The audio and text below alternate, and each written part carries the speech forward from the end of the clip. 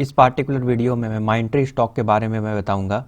माइंट्री आपको पता है लगातार गिरावट में है और ऊपर नहीं जा रहा है। अब क्या करना चाहिए आपको, तो चलिए इसको डिटेल में हम जानेंगे। फंडामेंटल, टेक्निकल, इंट्रिंसिक वैल्यू सब कुछ मैं बताऊंगा इस पार्टिकुलर वीडियो में, तो आप बने रहें।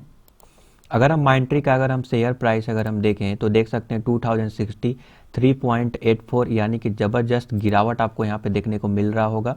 देख सकते हैं अराउंड 5% का गिरावट। और उसके बाद आपको क्या करना चाहिए। ओके, सबसे पहले हम फंडामेंटल क्विकली देखते हैं। अगर हम फंडामेंटल अगर देखें तो रेवेन्यू ऑलमोस्ट कांस्टेंट है और नेट प्रॉफिट लगातार बढ़ रहा है और ईपीएस भी लगातार बढ़ रहा है। अगर मैं फंडामेंटल स्कोर अगर मैं देखूं तो ROC, company size, profit margin, growth, CFO by sales के हिसाब से तो आउट ऑफ 10 6.8 दिया जाएगा। और fundamental score based on Piotroski score, जो कि profitability, leverage, liquidity and source of fund, operating profit के हिसाब से निकाला जाता है, जिसमें 9 पॉइंट होता है। इसमें टोटल इसको 5 स्कोर दिया जाएगा। इसका मतलब आप बोल सकते हैं कि फाइनेंशियली और फंडामेंटल आप एवरेज बोल सकते हैं। और ये लार्ज कैप का स्टॉक है, तो आपको यहाँ पे घबराना भी नहीं है, डरना भी नहीं है, क्योंकि लार्ज कैप के स्टॉक में एक खास बात भी होते हैं, रिस्क थोड़ा जो है वहाँ पे कम होता है। अगर हम इसके रियल वैल्यूएशन पे एक नज़र डालें तो बेसिकली फेयर वैल्यूएशन अगर हम लोग देखते हैं ई बाई एविटा मॉडल के हिसाब से 153 के प्रीमियम पे अभी चल रहा है। ईपी बाई सेल्स के हिसाब से 91% के प्रीमियम पे चल रहा है और प्राइस बाई सेल्स के हिसाब से 110 प्रीमियम पे चल रहा है।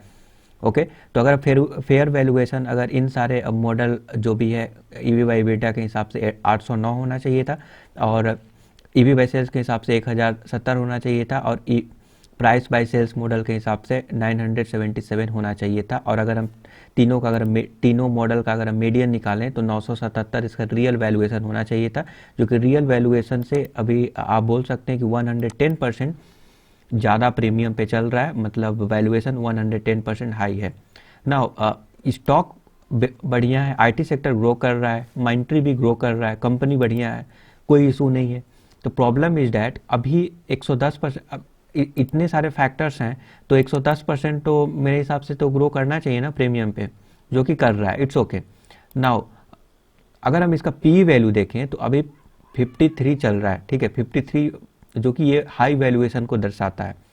पीवी रेशियो 10.72, ठीक है, पीएस रेशियो 4.3। नाउ अगर हम इसके फेयर वैल्यूएशन देखें तो अभी प्रीमियम वैल्यूएशन पे है और ओवर वैल्यूड आप बोल सकते हैं। और इसमें जो ग्रोथ की पॉसिबिलिटीज है ना, ऐसा नहीं है कि इमेंस ग्रोथ अपॉर्चुनिटी है, डबल ट्रिपल जो है क्वार्टर रिजल्ट दिखाएगा, ऐसा नहीं है। इसमें एक सैचुरेशन लेवल है, ठीक है, तो आपको ये नहीं भूलना चाहिए। अगर हम टेक्निकल अगर हम देखें तो एमएसीडी के हिसाब से अभी ये सेल का सिग्नल मिल गया है, आप चाहें तो सेल कर सकते हैं। ओके, एमएसीडी सेल बोल रहा है। और ओके, नाउ अगर हम ग्राफ अगर हम देखें तो इस लेवल को अगर ब्रेक करेगा, देख सकते हैं ये जो है 2050 के आसपास का ये जो है ज़बरदस्त रेजिस्टेंस था, जो कि तोड़ने के बाद ऊपर गया और फिर हो सकता है इसको भी तोड़ दे। अगर इसको अगर तोड़ता है आने वाले समय में तो आप जो है यहाँ पे सेल करके निकल सकते हैं। इसका मतलब क्या करना है, माइंट्री में आपको सेल करना है, ठीक है। लॉन्ग टर्म वाले हैं तो फिर आप बने रह सकते हैं, बट अगर आप चाहते हैं कि ये शॉर्ट टर्म में ये कंसोलिडेशन अप्स डाउन्स ऐसे ऐसे आपको समझ में नहीं आएगा, शॉर्ट टर्म में लॉस, ऐसे लोग जो हाई ऊपर के लेवल पे लिए हुए हैं, ठीक है, ऊपर के लेवल पे जो लोग लिए हुए हैं उनको मैं बोलूँ कि अगर लॉन्ग टर्म के हिसाब से लिए हैं तो फिर सही है, अदरवाइज जो है मुझे लगता है आपको सेल कर देना चाहिए। अगर हम कैंडल देखें तो ये डोजी देख रहे हैं, ये डोजी क्लियर रिवर्सल दिया है।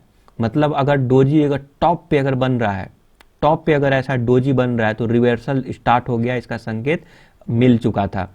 डोजी ये संकेत होने के बावजूद भी आप जो है इसको नहीं बेचे, ठीक है, आपको लग रहा होगा कि और ऊपर जाएगा और ऊपर जाएगा। शॉर्ट टर्म वाले हैं तो छोटा सा स्टॉप लॉस लेकर प्ले कीजिए, उसके बाद निकल जाइए। ये डोजी क्लियर इंडिकेट किया था। तो नाउ कंक्लूजन यही है कि आप 255 कल के डेट में 255 से नीचे अगर जाने लगेगा तो आप जो है यहाँ पे सेल करके निकल जाएंगे माइंट्री को। Okay, thank you for subscribing the YouTube channel.